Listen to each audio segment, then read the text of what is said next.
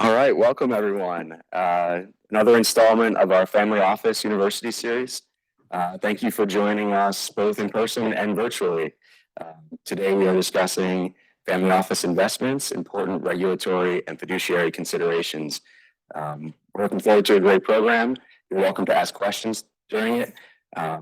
If you're here in the audience, just feel free to raise your hand and ask a question.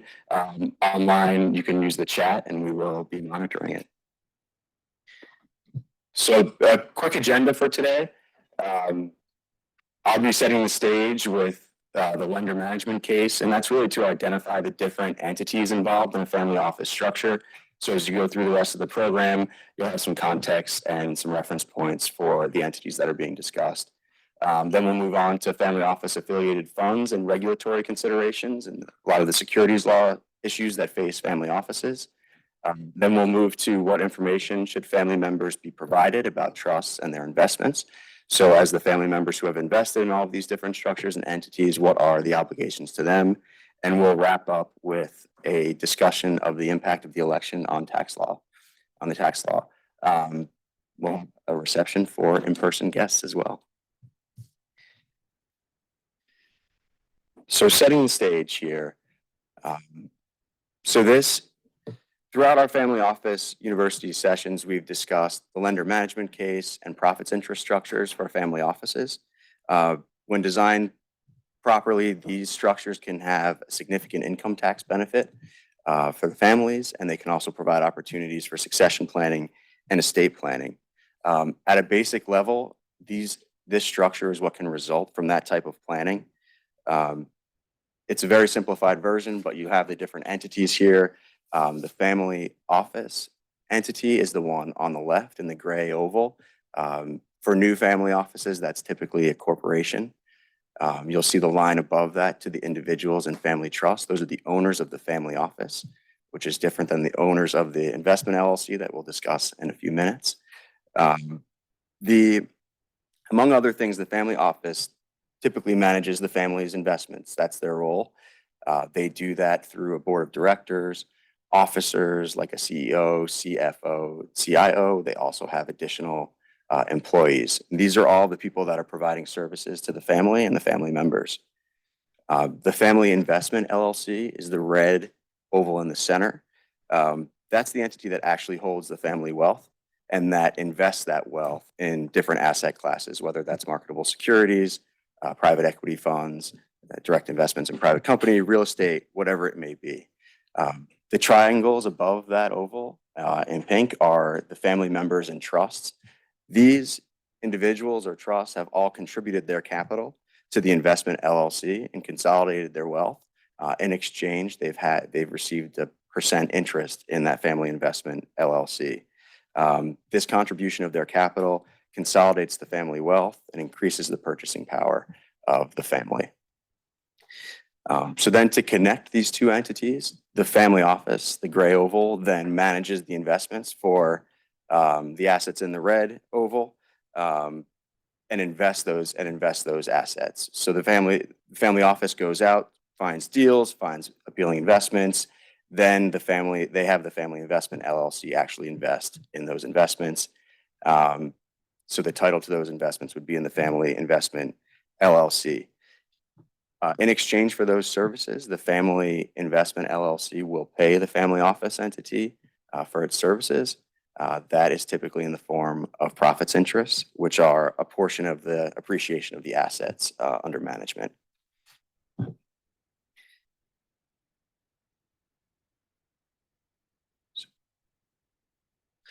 So moving on to the next slide. As you can imagine, these structures become more and more complicated as you have different asset classes. And you also have different numbers of family members and trusts and different values in each entity. Here we have an example of two separate investment LLCs. We have one for marketable securities and one for direct investments. Both of these entities continue to be managed by the family office, but you'll see they have different owners.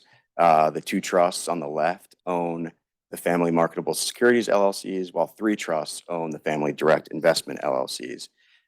This can complicate a lot of the securities law securities law considerations that'll be discussed, and also the fiduciary concerns.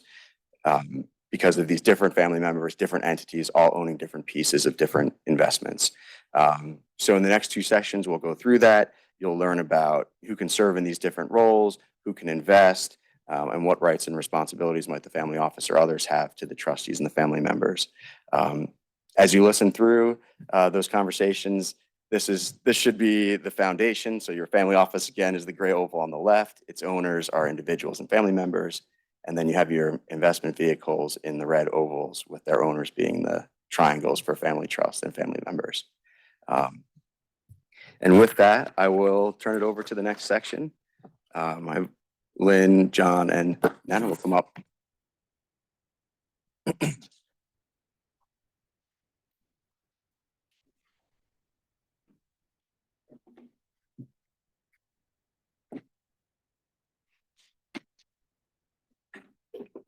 Hello, thanks, Chris. My name is John Jerva. I'm a partner in the corporate group here in Chicago.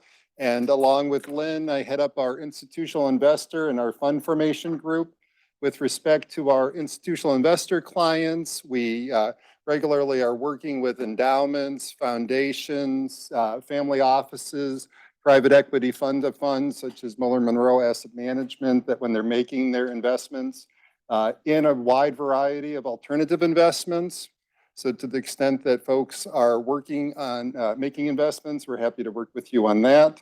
And also with respect to our fund formation practice, we are working with a wide variety of managers and when they are structuring their funds and working with the institutional investors. So we work both with the GPs when they're structuring the funds and also with their LPs when they are making their investments in those funds. Today, we're going to be talking a bit about the securities law considerations for when you are setting up a family office. We're going to be hearing from Lynn Watkins, who heads up our fund formation and institutional investor practice here at AFS. And we'll also be hearing from Nana Darkwa, who's one of our Boston-based associates who came in today, and she's going to be talking about some of the security law concerns. So with that, I will turn it over to Lynn and to Nana.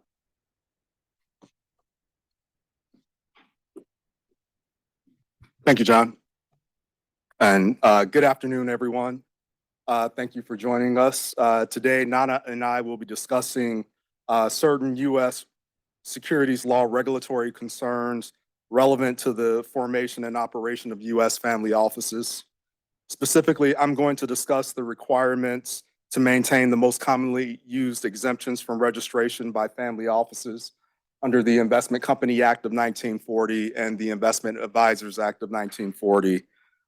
Nana will be discussing certain reporting requirements applicable to institutional investment managers under Forms 13F and NPX that may be applicable to family offices regarding their holdings of publicly traded securities. For purposes of our discussion today, we are assuming that family offices are a family office is a private company that handles a variety of tasks, including tax planning, estate planning, and philanthropy, operating as a central hub for a family's financial affairs. However, today we're really focused on the investment management role of the family office. So again, when discussing the investment advisory and management functions of the family office, we're primarily concerned with two regulatory regimes, the Investment Company Act and the Investment Advisors Act. In each case, the goal of the family office should be to avoid becoming ensnared in these regulatory regimes and seeking the available applicable exemptions.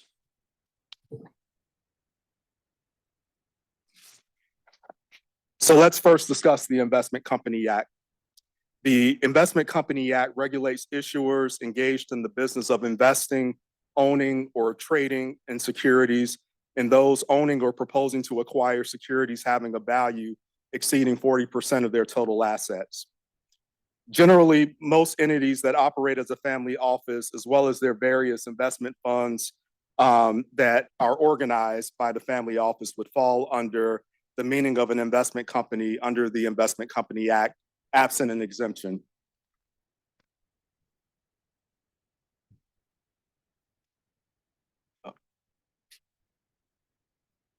The Investment Company Act imposes significant disclosure, compliance, and operating limitations upon investment companies.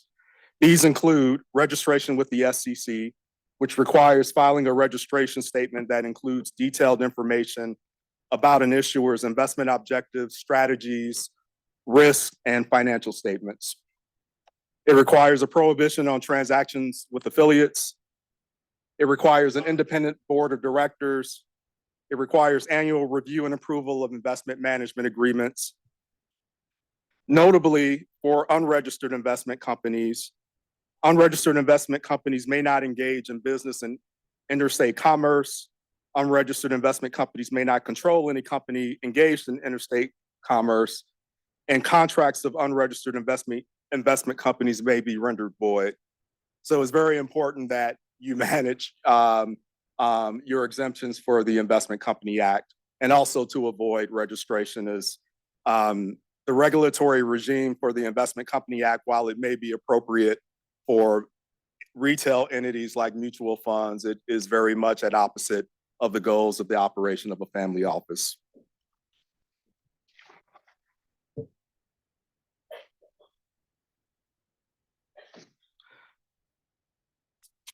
So family offices and investment funds formed thereunder typically rely on two exemptions under the Investment Company Act to avoid being classified as an investment company. The first of those exemptions is found at Section 3C1 of the Investment Company Act and is sometimes referred to as the private investment company exemption. This exemption is available to to issuers whose outstanding securities are beneficially owned by less than 100 persons and which are not currently proposing to make a public offering of their securities. Family offices and their sponsored pooled investment vehicles may rely on this exemption where they manage the assets of a limited number of family members and related entities. Note that the issuer will have to look through any entity that holds 10% or greater of the outstanding voting securities of the issuer. And also, it will have to look through any entity formed for the specific purpose of investing in the issuer. Alternatively, the family office can rely on Section 3C7 of the Investment Company Act, which is the qualified purchaser exemption. A qualified purchaser generally includes individuals, trusts, and family-owned entities that own at least $5 million in investments. This exemption is suitable for family offices and their pooled investment vehicles that are managing substantial family wealth, as family members and family-owned entities often meet the qualified purchaser criteria. And in the case of the qualified purchaser exemption, there's no limit on the number of qualified purchasers that may hold the securities of the issuer, but they do have to be exclusively owned by the issuer. With the exception being that in both the case of 3C1 and 3C7, knowledgeable employees are permitted to be owners of the securities of the issuer. And for the definition of knowledgeable employees, we're talking about executive officers, directors, advisory board members, trustees, or those serving in similar capacities, or those employees that participate in investment activities. Provided that in the case of an employee participating in an investment activity, they've been in that role for at least 12 months, either with the issuer or with another company. These exemptions allow family offices and their pooled investment vehicles to invest in, manage, hold, or sell investment securities without being subject to the registration and compliance requirements of the Investment Company Act, provided that they meet the specific requirements of the exemption.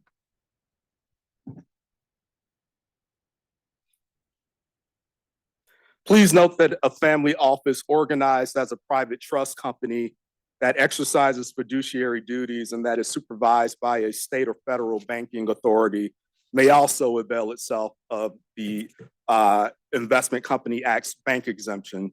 So that could potentially be another route by which you could organize your family office.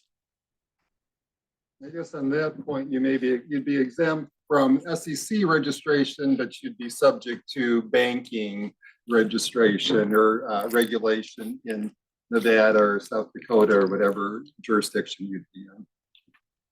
Thank you, John. So turning to the Investment Advisor Act, the Investment Advisors Act of 1940 regulates persons who, for compensation, advise others as to the value of securities or as to the advisability of investing in, purchasing, or selling securities, amongst other activities. The Advisors Act primary goal is to protect investors from conflicts of interest and fraud by establishing standards of conduct for advisors, including fiduciary duties and mandatory disclosure requirements. The Advisors Act mandates registration to ensure that advisors disclose material information about their business, practices, conflicts of interest, compensation, thus promoting transparency and accountability in the investment advisory industry. RIAs are subject to strict regulatory compliance requirements, including SEC examination, engagement of a mandatory chief compliance officer, policy and procedure requirements, including maintenance of a code of ethics, a manual of supervisory procedures, political campaign contribution policies and related pay-to-play restrictions, and annual disclosure of information on Form ADV. The Form ADV information includes the total assets under management, total number of accounts, information regarding employees serving in advisory functions, compensation arrangements, descriptions of the types of advisory activities that the advisor engages in, disciplinary actions involving supervised personnel, ownership information, investment strategy, and information regarding conflicts of interest and how the advisor resolves those conflicts. So fairly detailed information. Absent an exemption, almost all family offices will fall under the definition of an investment advisor within the meaning of the Advisors Act. Similar to the investment company, the Investment Advisors Act does contain an exemption from the definition of investment advisor for banks, which are defined to include a trust company, a substantial portion of the business of which consists of exercising fiduciary powers and that is supervised by and examined by a state or federal authority. As such, a family office may organize as a private trust company. However, for today's discussion, we're really going to focus on the family office exemption to the Investment Advisors Act. Formerly, family offices relied upon a private advisor exemption to the Advisors Act that was repealed as part of the Dodd-Frank Wall Street Reform and Consumer Protection Act, enacted in 2010, or otherwise under specific exemptive relief orders that were applicable to the specific family offices. However, pursuant to a directive in the Dodd-Frank Act, the SEC adopted Advisors Act Rule 202A11G1, which is commonly referred to as the Family Office Rule. The Family Office Rule effectively excludes single-family offices from the broad definition of investment advisor.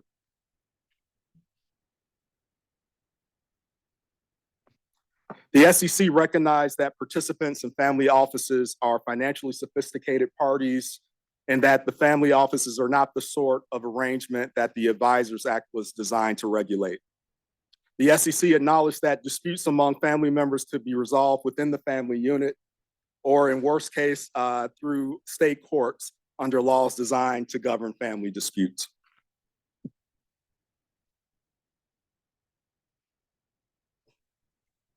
So turning to the requirements for a family office under the Family Office Rule. A family office has to have no clients other than family clients, and we'll dig into what exactly is a family client.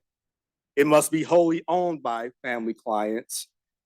It must be exclusively controlled by one or more family members. Note the distinction between family member and family client, and or family entities. And it cannot hold itself out to the public as an investment advisor.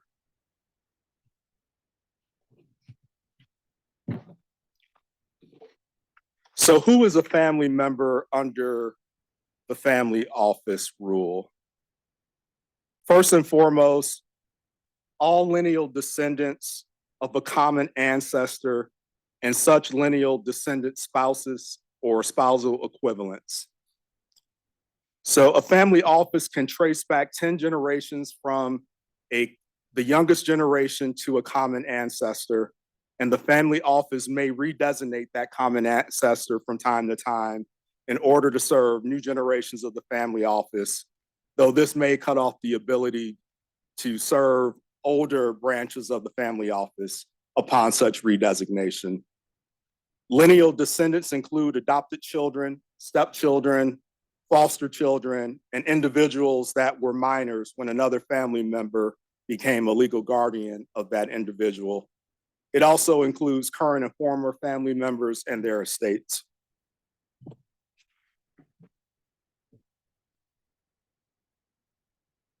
So in addition to family members being considered family clients, under the family office rule, other persons that are included within the definition of family client include current and former key employees and their estates.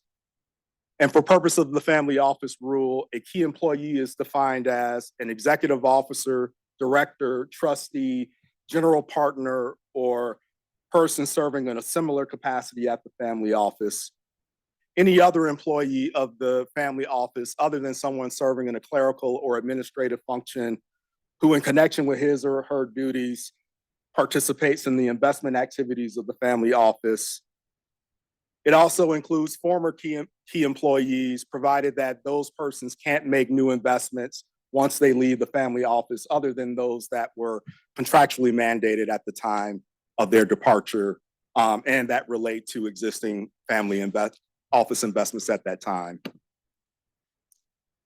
Please also note that key employees, the key employee definition does not include the key employees of non-family office entities, such as separately formed, wholly owned operating companies, absent a specific appointment of that employee as an officer of the family office.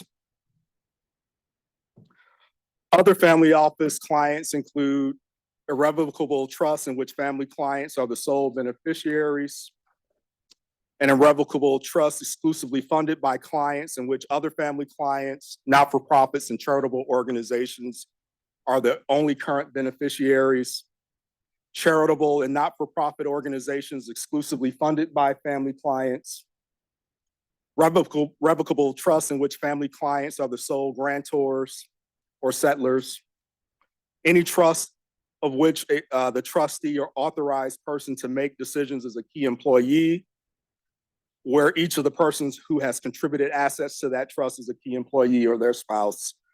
And lastly, wholly owned companies owned exclusively by and operated for the sole benefit of family clients. And we're going to talk about the definition of family entities, but generally it's Romanet 4 through 8 on your slide deck, as well as Romanet 10, with the exception being that family entities do not include entities owned or controlled by the key employees.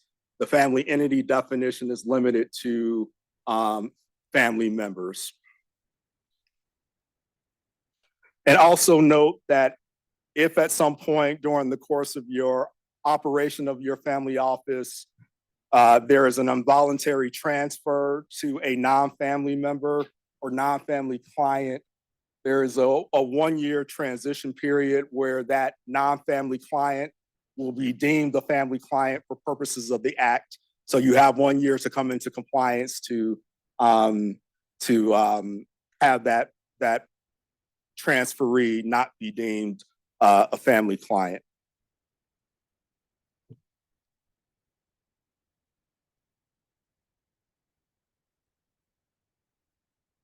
So who can own interest in the family office?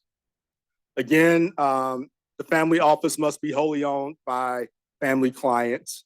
Because the definition of family clients includes both family members and current and former key employees, family members are not required to have exclusive ownership of the family office for the family office to qualify under the family office rule exemption. The rule provides flexibility to incentivize key employees with equity interests in the family office, in addition to providing investment services to such key employees.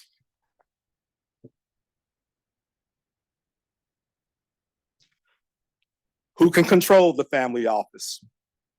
So control of the family office must be exclusively vested in one or more family members and or family entities, but notably not key employees or entities or trusts owned or controlled by key employees. So for purposes of the family office rule, control is defined as the power to exercise a controlling influence over the management or policies of a company, unless such power is solely the result of being an officer of such company. Thus, the appointment of a non-family member to an executive office role is not deemed to negate the family's control of the family office. However, the family office rule generally requires that family members have majority control of the board of directors, the board of managers, the general partner, or similar governing body of the family office. The family office may not extend veto rights over major decisions to a non-family member. No contractual arrangement should be entered into with a non-family member to grant control over management or policies of the family office other than by virtue of the appointment of an executive officer.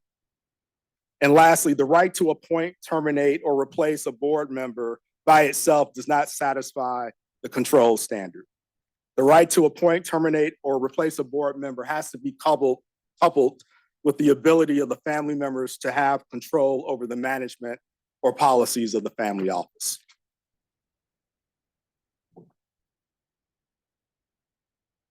So to recap, the 3C1, 3C7, and family office rule exemptions provide regulatory relief for family office investment activities, allowing family offices to operate without the burden of registering with the SEC, which can be costly and time-consuming. Family offices manage the personal and financial affairs of high net worth families where privacy is paramount. Registration under the Investment Company Act or the Investment Advisors Act requires public disclosure of sensitive information which can compromise the confidentiality that families desire. Family offices can maintain a higher level, by saying exempt, family offices can maintain a higher level of privacy, protecting sensitive family information from public scrutiny. A primary benefit of remaining exempt from registration under the Investment Advisors Act and the Investment Company Act is a significant reduction in regulatory burdens. Registered investment advisors are subject to extensive compliance requirements, including regular reporting to the SEC, maintaining detailed records, and adhering to strict fiduciary standards. By remaining exempt, family offices can avoid these obligations, allowing them to operate more flexibly and efficiently.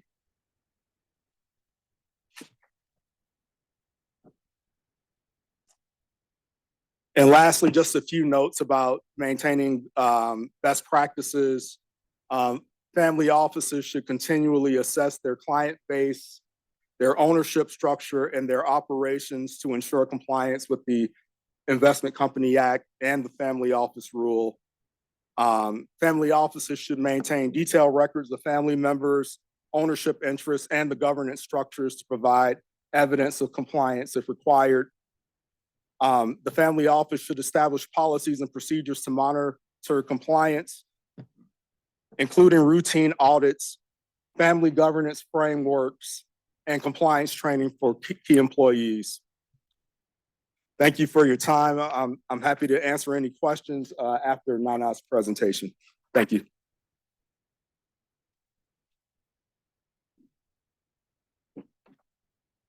Great job. Hi, everybody. My name is Nana. I am a corporate associate in the Boston office, and I love coming to Chicago, so thank you all for having me. Hold on. There we go. Okay. Today, I'm going to go over two forms that might apply if you are an institutional investment manager. Like Lynn explained earlier, this term refers to any person other than a natural person investing in or buying and selling securities for its own account, or anyone who's exercising investment discretion with respect to the account of another person, either directly or indirectly. For both of these forms, an institutional investment manager must have investment discretion over at least $100 million. So that is important. Okay, so a little introduction. In 1975, Congress established the 13F requirement as a part of the Securities and Exchange Act of 1934. This legislative action was designed to basically enhance any transparency in the financial markets by providing the US public with insight into the holdings of the nation's largest institutional investors. The lawmakers were thinking that by making this information publicly available, it would ensure investor confidence and it would show integrity and stability of the financial markets. This threshold ensures that the filings capture the activities of significant market participants, providing valuable insights into market strategies for some of these influential financial market players. So this is the form, it's a very long form. The first thing we need to do is decide what is the Section 13F security. And it's defined as an equity security that's traded on the NASDAQ. Additionally, it includes certain other specified equity securities that and institutional investment managers must report. So actually the SEC has and maintains an official list of all 13F securities, and it serves as a comprehensive guide on what must be reported. Institutional investment managers required to file the Form 13 include a large variety of financial institutions such as mutual funds, hedge funds, trust companies, pension funds, insurance companies, registered investment advisors, and this is a quarterly form. So this is the first page. So great. What's the purpose of a 13F? It's all about transparency again. By requiring the institutions to disclose their equity holdings, the form provides both the SEC and the American public with crucial insights to the investment activities and strategies of these significant market players. The transparency serves multiple reasons. One, it serves to allow investors to gain a better understanding of how major managers are positioning their portfolios. And two, it can enhance the integrity of the financial markets by ensuring the activities are open to public scrutiny. Okay, how to file. Again, it must be filed quarterly, actually within 45 days at the end of each calendar quarter. The form just requires the issuer name, the class of securities, a CUSIP number, the number of shares, and the market value. Slides here. Next one. Okay, this one is very important and a crucial question that a lot of people ask is about the confidential treatment. The SEC allows institutional investment managers to request confidential treatment for certain information on a 13F. This request can be made if the manager believes that disclosing any of this information would harm their competitive position or reveal any ongoing investment strategies. To request the confidential treatment, managers must first omit any relevant information from the form, file a confidential version with the SEC so they can actually see what you're disclosing, and then 3, submit a letter requesting why this stuff must be confidential. I will add that it's not very easy to get one of these confidential treatments, but the SEC will grant them if it determines it's necessary to protect the investor, maintain fair markets, serve public interest, or if you qualify under FOIA. The manager must also demonstrate that they customarily keep this information private. It's like an everyday practice, and that disclosing it would cause some level of harm. The next slide's about some quick updates, but you can file on Edgar now, so that's great. You cared. The next one are some key issues that people have in criticizing the 13F form. Usually they say that the data is a little bit unreliable because There are some loopholes that hedge fund managers can access and exploit, and others see this as an opportunity to maintain a competitive edge. The SEC has acknowledged some of these and are trying to find better ways to reform the 13F, but some other people think that it's advantageous to have some of these filing timing structures. So you're supposed to report 45 days at the end of each quarter. Some see it as a drawback because they file as late as possible, and then they don't get to tip off their rivals on what they're investing in and what they're doing. By the time other investors get their hands on some of these 13Fs, they are looking at stock purchases that may have been made like 4 months prior. And it allows them to safeguard their investment strategies and provides a little bit of incentive so that they don't gain insights on their recent trades. Another thing that people have issues with is the herd behavior, because some managers might mimic each other, and that could lead to crowded trades or investment strategies. But others believe that this is advantageous because while everyone's doing the same thing, some people find confidence in saying that I'm doing what other people are doing, so it can't be too bad. So there are sort of pros and cons there. Next, we're going to be turning to the NPX form, and NPX is used to disclose proxy voting records. This also provides transparency about institutional managers, among others, vote on shareholder proposals and corporate governance issues. A little background on the NPX form. Here it is again, in all its glory. Very gorgeous. Originally, the form was applicable only to registered management investor companies under the Company Act of 1940. However, July 1st of this year, the SEC adopted amendments to the act requiring the form to be also utilized for institutional investment managers. That way they can report on the proxy voting on executive compensation matters.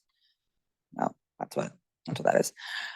So the executive compensation votes for the form NPX are usually on 3 key votes: the say on pay, say on frequency, and the golden parachutes. The approval of executive compensation or say on pay gives shareholders a chance to express their approval or disapproval of compensation packages awarded to the company's top executives. It's important to know that it's not a non-binding advisory vote. And while results don't require the company to make any changes or take any consideration at all, it does provide valuable feedback to the board of directors about shareholders' opinions about executive pay. For the say on frequency, this vote determines how shareholders will have the opportunity to cast a say on pay vote. Shareholders typically choose between holding the vote every 1, 2, or 3 years. The frequency vote helps ensure that the shareholders' input is aligned with the company's compensation processes. And the last one, the golden parachute, is one of the most heavily talked about. This vote involves the approval of compensation arrangements for executives who are leaving the company due to extraordinary circumstances, for mergers and acquisitions or other big transactions like that. These arrangements can include severance packages, bonuses, other benefits, and the shareholders get to vote on whether they should approve these significant compensation or agreements. The key requirements for the form: it must be filed annually. The filing deadline is August 31st, covering the 12-month period of the year ending in June 30th. The form requires detailed information about each proxy vote, including the name of the issuer, the meeting date, a brief summary on what was talked about and what was voted on, whether the matter was proposed by an issuer or by a security holder, how the fund voted on the matter, and whether the institutional manager voted with or against the management.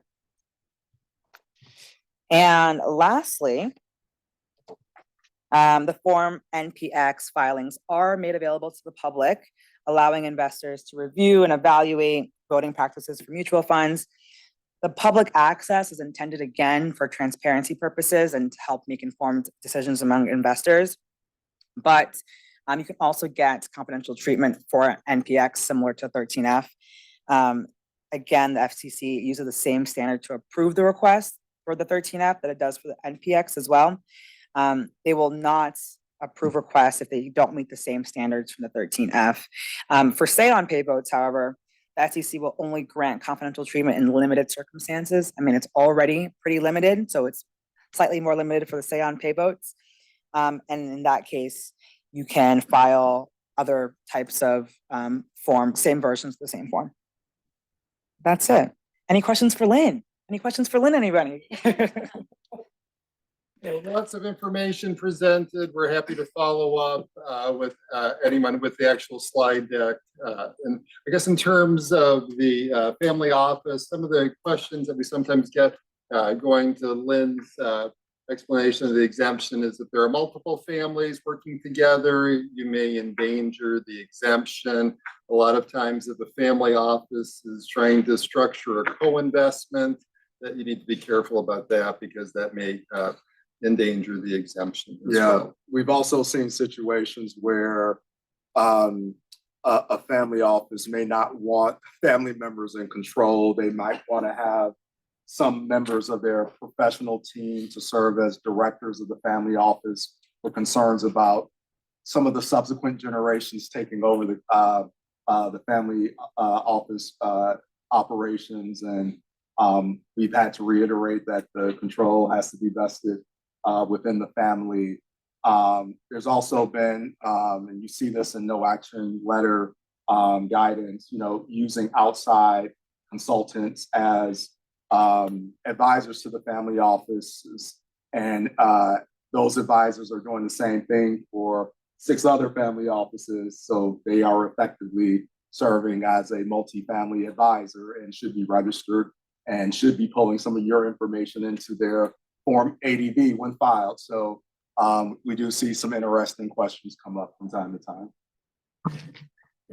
Lynn, there is one online question. Will the family office exemption be lost if the family office manages the family office pension plan or the pension plan of a related company?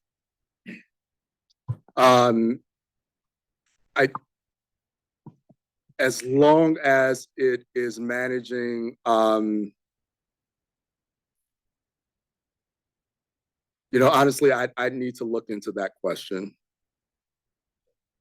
I know there's some, I think there's some language in the release form, but I'd have to go and look at that specific question. There's another question here. All of your advantages when that happens. Right, the Maybe exemption. repeat the question for the people online. Yeah, I think the question is, Oh, no, she has a. okay. I assume that when, and I've seen this happen pretty often, where family offices transition to multifamily offices, they lose all of these advantages, right? If they're You working with still other have, families and- you still have the advantages under the investment company of being able to rely on 3C1 and 3C7. When it comes to the Investment Advisors Act, that's where you lose the family office exemption. The family office exemption is predicated on managing the affairs of a single family. So in that case, you're basically like any other investment advisor and would need to register depending on how you function. Okay, here's Lynn, another question. Hey, Lynn, this question might be a little bit outside the purview of your presentation, but any thoughts on how large your family assets should be before you start a family office? I will defer that to my estate planning colleagues. Chris may very well have an opinion. I can take that. I mean, it depends on a lot of factors. I mean, it's not only assets under management, but also the types of deductions that you may be able to take and what you're looking to accomplish. So, the family offices all look different and it's difficult to say, but they are expensive to form and run. So it really needs to make sense for your asset profile and family objectives to form one. Very lawyerly response. Yeah, I mean, I can give you a number, but I don't know. Thanks for everybody's attention. I used to be a teacher and I know that people like beginnings and endings, so we tried to build in some transitions. So we'll transition to the next group. So.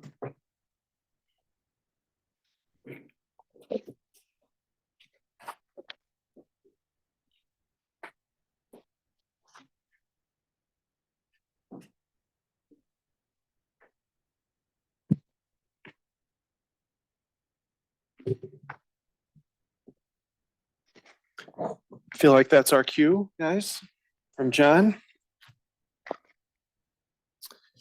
So good afternoon, everybody. I'm Dave Blickenstaff from here in our Chicago office.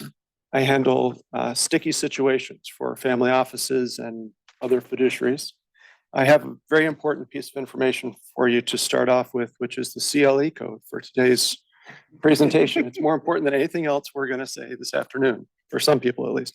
So it is all caps. I don't know if the caps matter or not, but it's written down here as all caps, FOU, Family Office University, FOU 2024. So you've got that. We're going to turn the page a bit now from how you structure your family office and its investments to what information the office needs to provide. Thank you. I was just going to do that. To the family members, to the constituents of the office. This is a question that any trustee, and these are, as you saw on Chris's slide with the sort of spider web of structures, that these investments are typically managed at the trust, owned at the trust level at the top.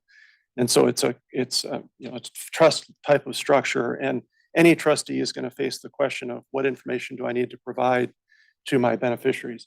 In the family office context, it's probably a little bit more acute of a question because there is a lot. Typically, there are these private investments that are less transparent than a bucket of investable, marketable securities or mutual funds or whatever an ordinary trust might hold. You've got something that's a little bit harder to see through. And typically the family office itself is not only the trustee, or some arm of it is the trustee, but it is also playing some sort of management or oversight role, maybe forming funds, maybe creating the investments in the first place. So there are more reasons why people might want to see into that. So there's regular reporting, and we'll talk about that any trustee would do. There's also the question of, okay, getting beyond that, if somebody comes to you and asks for something, some piece of information, which tends to happen when they become unhappy, what do you provide? What do you need to provide? And we're going to talk a little bit about that. It's a very hard issue to navigate. We have worked with multiple family office clients on this kind of tension where someone is coming to you, a family member is coming to you and saying, I'd like more detail about X, Y, or Z. And the office has to make a judgment about whether that's something that is going to be provided. It's difficult because you're already in tension with this person, most likely, and because there aren't really the clearest of rules about it. But we're going to take a shot at summarizing what we do know, and we'll be doing that over the next 15 minutes or so. Okay, so Chris had a really nice slide. This is a litigator's version of a slide that Chris did. So one of our senior colleagues years ago told me a story about a young lawyer who came in to be interviewed to work at the firm, and what the evaluation from the senior partner was, nice person, very chatty, very friendly, maybe not the brightest bulb on the tree, might make a good litigator. So this was an estate planner who told me this joke, which was intended to be a criticism of me, I think. But anyway, this is a litigator's simplified version of what a family office ownership structure could look like. And it's sufficient for our purposes of discussion today. So, the trust is sort of the highest level in terms of ownership. And that was true on Chris's slide too. So I know I got that right.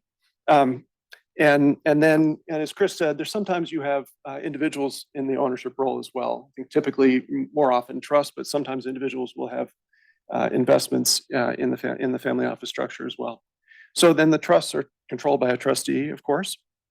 Then second level down, the investment vehicles, which in Chris's diagram was an LLC. And that's typically controlled by the LLC manager or whatever other structure you've got, but a management entity of some sort, which might also be part of the family office, as it was in Chris's example. And then you've got the underlying investments, which are whatever you've purchased. Could be real estate, could be a private equity investment, whatever that looks like. And that might be, if it has a manager at all, it might be controlled by a third-party manager. So in this structure, what we are focused on for our presentation is the beneficiaries up there at the top, and they're not really an owner per se, but they are the person to whom the trustee responds. And because that's your family member, and because they have a relationship typically only with the trustee, unless they happen to be one of these individual investors, the trustee is going to be responding to them through the lens of what the duties of a trustee are, what those obligations look like. because the family office can, or some piece of that structure can play multiple roles in this, that complicates what's available, and Adam will talk about that a little bit more in a minute. So, and we'll come back to this slide as we go, once we've given you a little bit of the framework of how the legal rules work. So our roadmap for the next 15 minutes ballpark is first, the duties of a trustee to provide information. Then the benefits of providing information, whether you need to or not. There are a lot of benefits to providing information to your beneficiaries. There are some reasons not to as well. We'll talk about those. Then when it's not a mandatory reporting situation, and there are some of those, how do you decide what to provide? What are the factors that might influence? Is this a situation where I feel like I should provide or really need to provide, would be ultimately compelled to provide if pressed some information? We'll talk about that. And then we'll close with a couple of real world examples. So I think, Adam, you're picking up from here, and I will give you the zapper.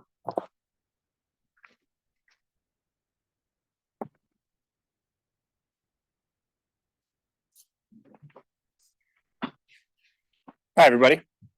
Adam Diederich here. I focus on avoiding, mitigating, and litigating fiduciary disputes, family business disputes, sometimes with Dave and often with Kirsty. So what information is a trustee required to provide? Generally, trustees have an affirmative duty to provide accountings to certain beneficiaries, whether the beneficiary requests them or not. There's an example in pretty small font that's under the Illinois Trust Code. Generally, a trust accounting includes basic information about trust assets and transactions of the trust, as well as trustee compensation. You'll see in Part C, all other material facts. That, as you could imagine, is a gray area. It'll be evaluated with the benefit of hindsight, which means things may seem more significant later on than they were in real time. A trustee also has a general obligation to respond to a beneficiary's reasonable requests for information. What's reasonable? It depends. We'll talk about it later on. That said, the trust instrument can generally limit the scope and types of information that a beneficiary has access to.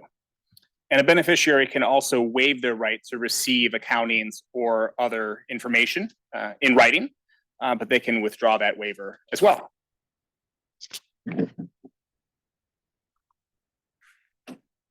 Very briefly, some benefits of providing information.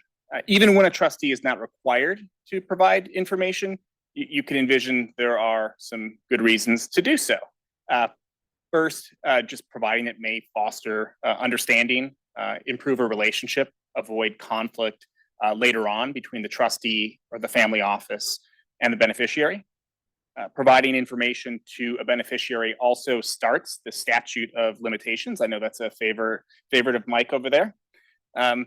Any claim that a beneficiary can bring, there's a statute of limitations that could end the claim before it gets off the ground. So let's take an example. The statute of limitations likely begins to run on a beneficiary's claim that the trustee imprudently invested certain trust assets when the beneficiary receives information about those investments. So disclosing the information can start the clock. Disclosure can also blunt certain second guessing. It's likely to be more difficult for the beneficiary to claim that the trustee breached fiduciary duties or did something else that's wrongful if the beneficiary knew in real time what was going on. Although it's beneficial sometimes to provide information, sometimes it's beneficial not to provide certain information. So some information that a trustee has access to is going to be subject to confidentiality obligations. Think non-disclosure agreement or a confidentiality agreement, or you could also envision certain fiduciary duties that the trustee would owe to others not to disclose the information. It's common for contracts that govern the trust's investments, think contracts that John and his team deal with, to contain confidentiality restrictions. These restrictions often limit the information that the trustee is actually allowed to provide to the beneficiaries. A few other considerations for not providing certain information are burden and cost. Here's the main event. There are many considerations that go into play when it comes to what kind of information should be provided, what's reasonable to provide. And these are also relevant to whether a court might ultimately order a trustee to disclose information that a beneficiary requests about specific investments.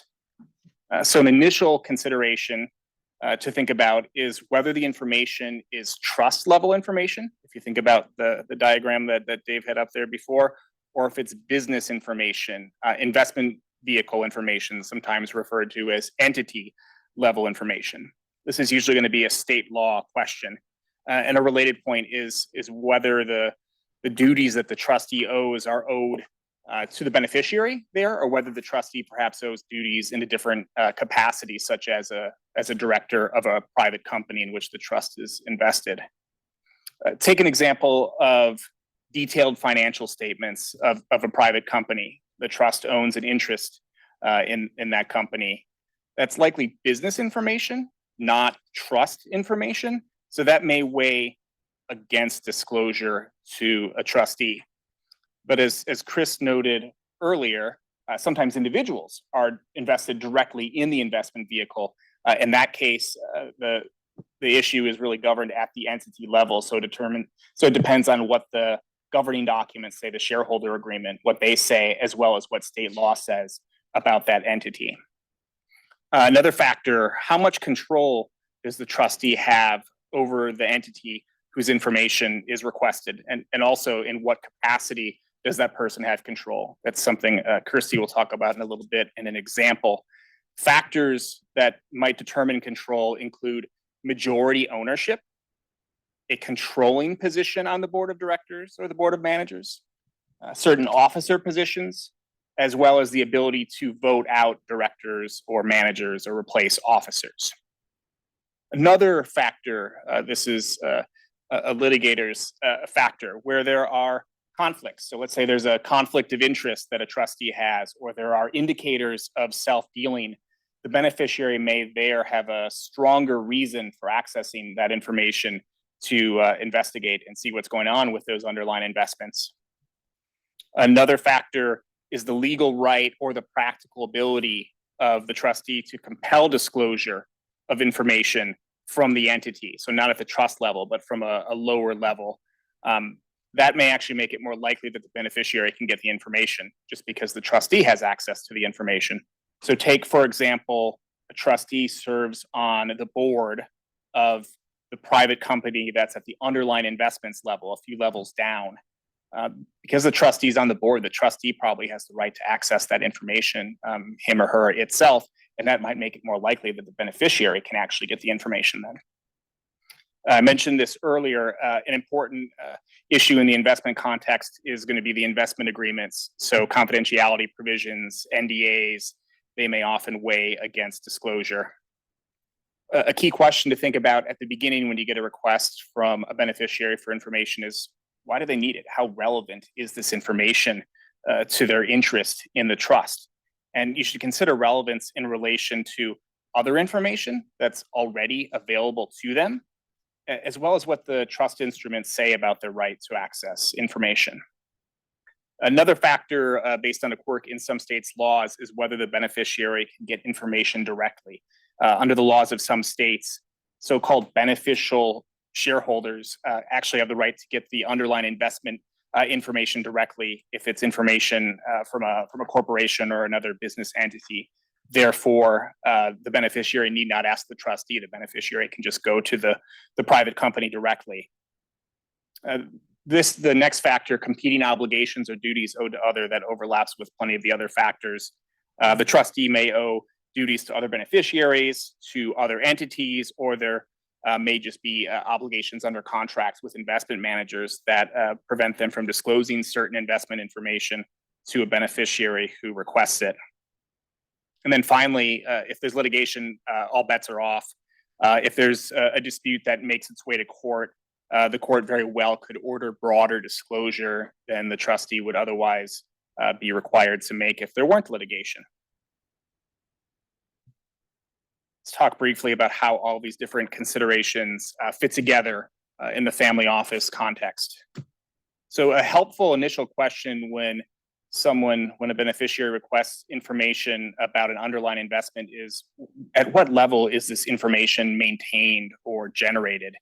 If a beneficiary requests information at the trust level, it's more likely that the beneficiary is entitled to that information than if the information is maintained at a lower level, the investment vehicle or underlying investment level. But investment vehicles are often created and controlled by the family office. And where that's the case, there may not be much of a distinction between the trust level and the investment vehicle level. They may sort of collapse and be treated the same way because the trustee is going to control that information either way. If the family office manages the underlying investments, a beneficiary is more likely to be entitled to that investment level information than if the underlying investments are managed by independent third parties. So take, for an example, the family office actually manages, say, the family business that generated the family's wealth at the underlying investments level. Where that happens, it's more likely then that the beneficiary is going to have access to information at the underlying investment level. In contrast, where the underlying investments are controlled by an independent manager, an outsider, the investment agreement is probably going to govern. It's going to be the starting point for determining what access the beneficiaries have to information about the underlying investments. Often, the investment agreement will allow disclosure of only limited information, certain high-level financial information, and that's it. Next up is Kirsty to talk about how these factors may apply in a few cases.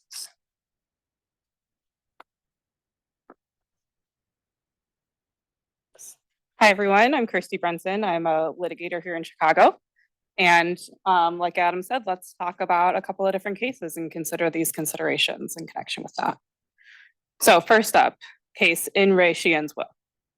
Hoyt Sheehan, his will places residuary estate into two different trusts. Mr. Moot was the trustee and also a remainderman of one of the second trust, which held about 3/4 of the estate. So in life, Hoyt owned about half of the voting shares of a company.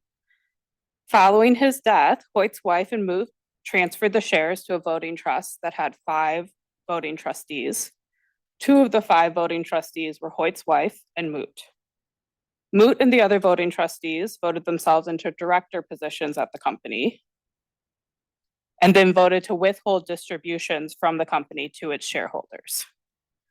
So a life income beneficiary of Hoyt's trust, who would have been entitled to some of those distributions, objected to Moot's accounts, alleging that Moot wasted trust assets and engaged in self-dealing and breach of his fiduciary duties. The objector sought from Moot all documents related to his administration of the trust fund, including documents relating to Moot's activities as a director of the company. So this request was not just for records that were held at the trust level, it was also for records that were held at the entity, like the investment level. Moot refused to provide those documents, and he claimed that corporate formalities precluded his need to provide the documents.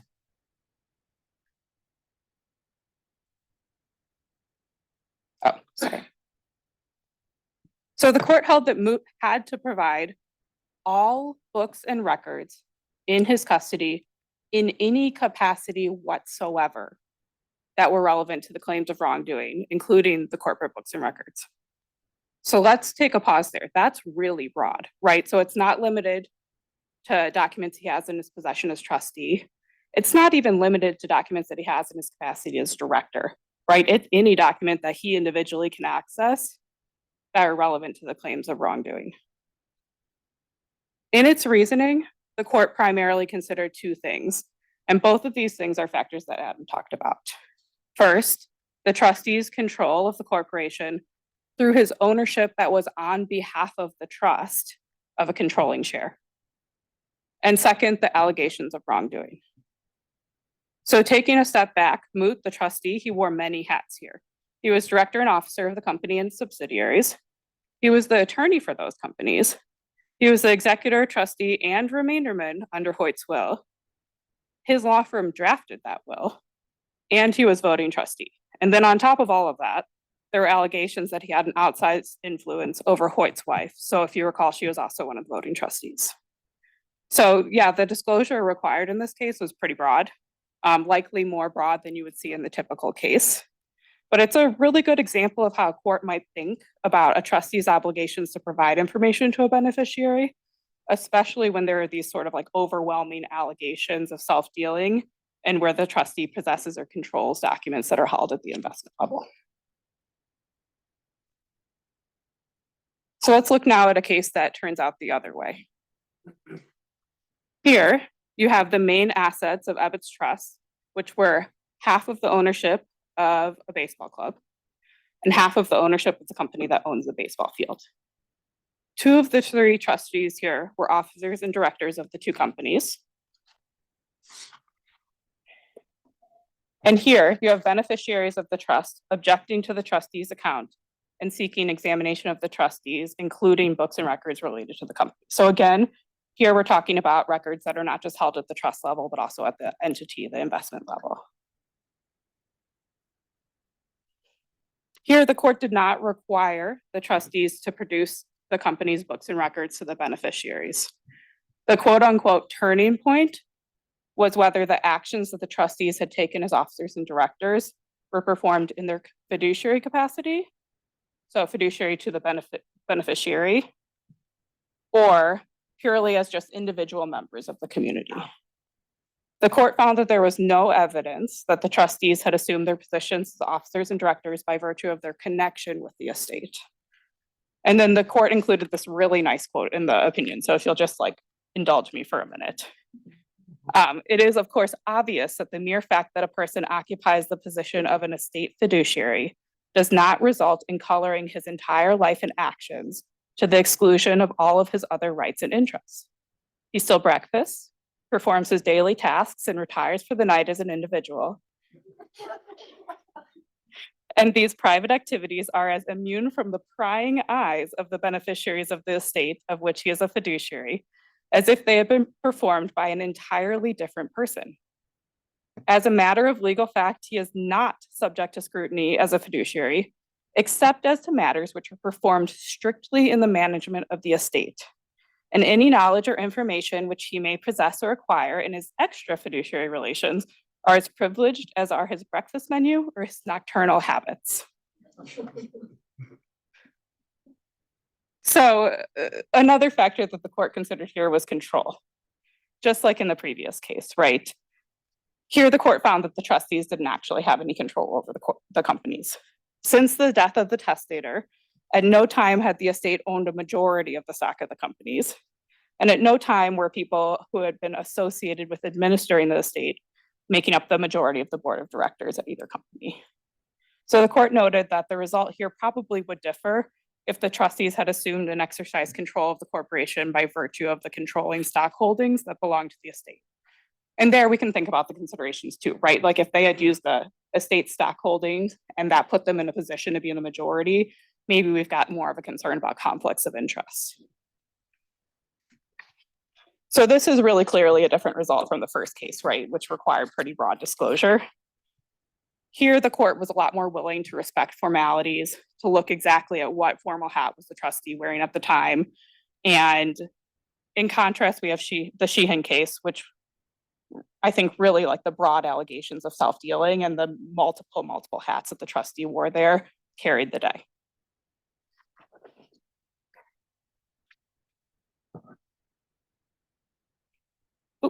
Back to Dave.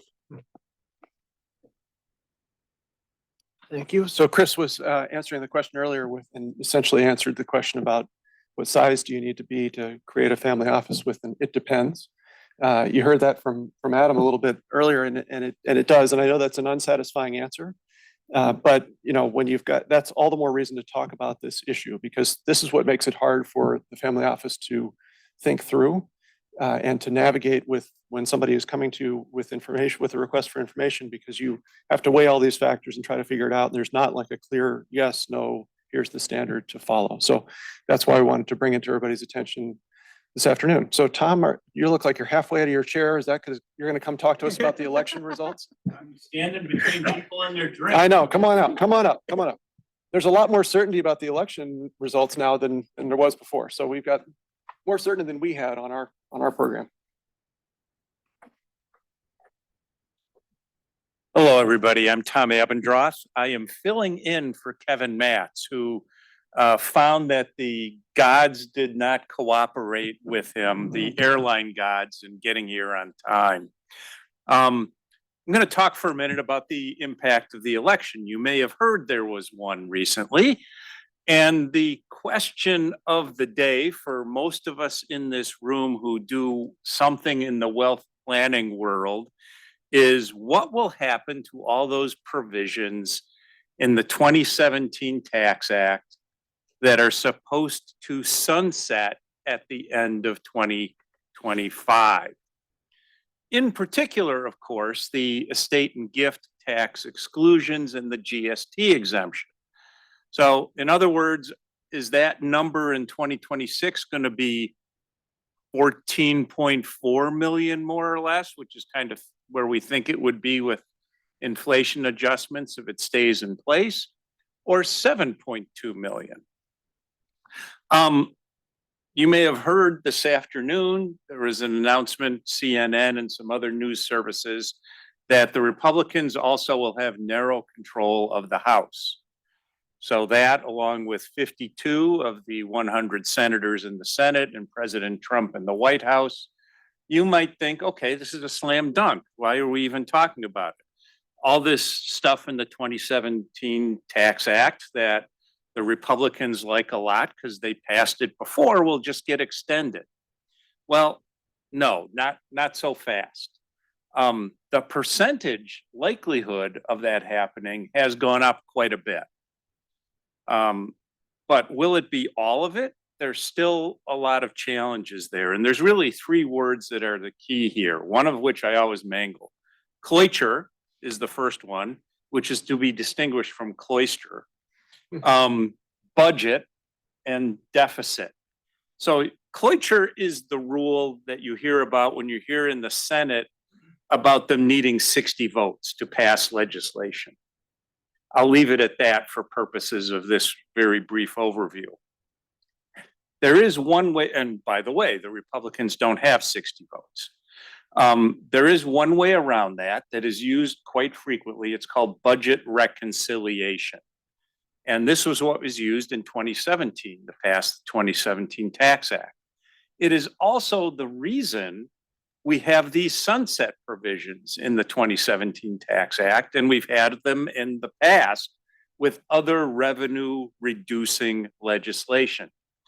It's a very complicated thing that I would have trouble explaining accurately, but the way I think about it is you've got to look out 10 years, and if you've got legislation that cuts taxes more than it increases taxes or other sources of revenues, it can't go beyond that. And even within that, it has to fit within certain budgetary structures. That means that if they do pass something, it is going to have to, at best be limited by the 10-year rule, or it won't be everything, or maybe they'll just extend things for 5 years or 4 years or something like that. And it might vary from item to item. It also means they may choose not to extend everything. You've heard the Republicans have a few other things on their list from a tax standpoint. Some of these I've heard Trump say, but not others. No tax on tips, no tax on overtime, no tax on the military. There is the state and local tax deduction limit, which does have a lot of support, but is to increase from the current $10,000. But that is a very big ticket item if you put it in budget reconciliation. And then there's this, effort more recently to try to eliminate some taxes on Americans working abroad or other things in the international tax arena to simplify things. So all those factors, if they pick one of those, something in the 2017 Tax Act may drop out. The final factor to consider is deficit. I was reminded there's been some very good Wall Street Journal articles on this, and one of them was talking about the fact that the House Republicans still have a lot of real deficit hawks. These were the people who were voting to shut down the government in the past several years, and they actually are serious enough about this that they don't just vote along party lines on budgetary and deficit related things. So they're going to have to get those people on board. So bottom line is nothing is guaranteed about this. I think we may know a lot more April probably, but we may see some at least outlines of what the legislation is supposed to look like. We'll see. We may all think the estate and gift tax is the most important thing in there. But we're kind of a limited group in that regard. I'm guessing there's a lot of people in Congress who don't view that in the top 5. And while it is not a big tax item, it's also not an item that causes a lot of their constituents to vote against them. So those factors are going to weigh into it. The one final point that will feed into this budget reconciliation, one of the quotes in one of the articles said that over a 10-year period, if that was the extended time period, the estate and gift tax is $100 billion item. So it's not chump change. That's where we stand. I've been telling clients, don't stop planning. Don't stop paying your estate planning lawyers to plan for you. And let's see what happens in April, but you better be lined up to do something if you want to take advantage of this exclusion that might go away. Because if you come to us in September, or you come to your financial institution in September or November, you may not get the service you want. All right, thank you, everybody. If there's any final questions, maybe especially from online, we should see if there are, but otherwise let's adjourn and people will be available to answer your questions in the other room. All right.